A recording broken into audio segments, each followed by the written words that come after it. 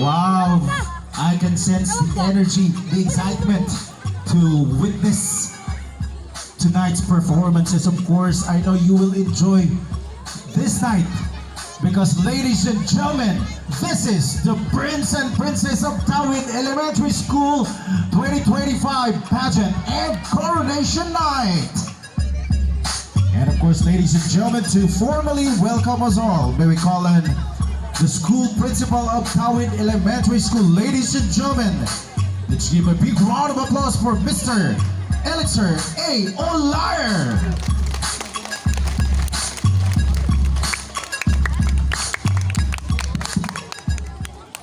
Okay, sa makausap pa, maayong gabi, Tawid!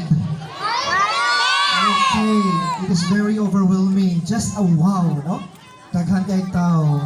Okay, unang-una, atong dakong pasalamat ngadto sa atong labaw nga makagagahom. For He is good.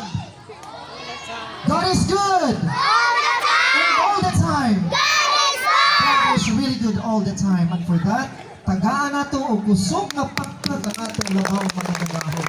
For He is good all the time. Ako usab nga dako nga pagtahod ngadto sa ato ang barangay officials nga gipanguluhan sa ato ang amahan sa barangay, Honorable Apolonio Borlat. Kapalong maadtong gabi diha ug kaubanan sa konseho. Kagawad Lisa Galvadores, kagawad Galvadores Manolito, kagawad Marikit. Asa pa ba ba ato ang kagawad diha? Wa pa niabot. So we are hoping na naana to sila no. We have also here our secretary Durilag and treasurer Piloton. Then the other side, di asa pa ato ang mga BOD, Board of Directors atong tulunghaan nga gipanguluhan sa ato ang presidente.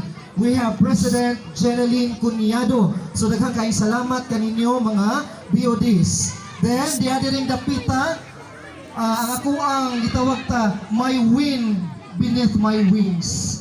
Ang atong mga magtutudlo diri sa Tawid Elementary School. So tagaan nato sila pakpak be, gusto nga pakpak ang mga magtutudlo.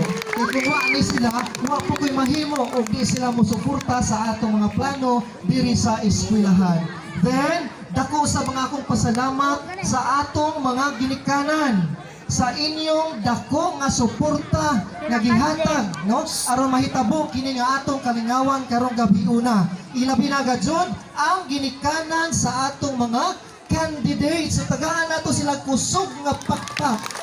Kay kung wala gid mo mga ginikanan sa tinuod lang walay mahitabo nga ingon ani no kung wala mo suporta sa activity sa atong eskwelahan. Ako usab nga dakong pasalamat sa atong mga kabataan nga niya karong gabi una, no? Daghang kayong salamat wa say matug mga inday mga ondoy ha. Agwanta ha kay malingaw lagi karong gabi una. Then another also ang atong mga huwis. Oh, makita ninyo